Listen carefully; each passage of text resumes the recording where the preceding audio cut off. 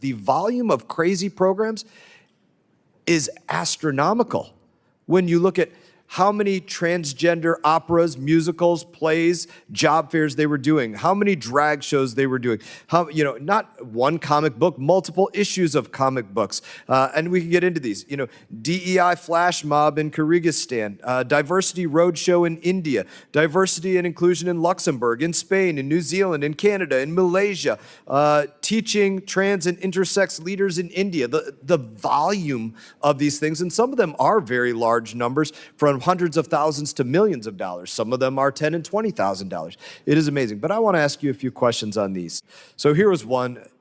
I don't even understand what this means. Study the relationship between collective movement, meaning walking, boxing, dancing, and systemic conditions of anti-trans violence. Is there a receipt for that?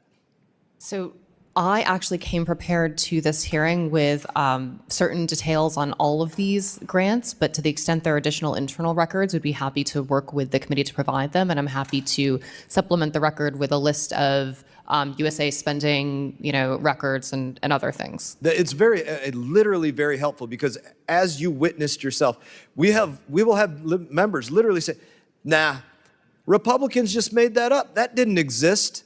You shouldn't be sidelining funding from these agencies. They weren't really doing these things. And their hand is in the cookie jar, and they won't believe it. They probably won't even believe it if you submit the records. But I would prefer you submit the record. Can you tell me what is queering the map? So I think we were trying to make the maps more gay. Literally? How do you make a map more gay? I mean, especially or with gay AI, at all? Since the age of cartography, we've had pretty good maps, but maybe they weren't gay enough. So I know also, I took critical theory in college. I think sometimes people use queer as a verb. I do understand that the maps that we were trying to make gay were, I think, of Czechia and Slovakia. So maybe those countries asked for it. I doubt it, but I don't know. We do have real things to work on in Congress, like what's going on with the imminent threat of Iran. And it is embarrassing that we have to talk about the fact that things like this were funded.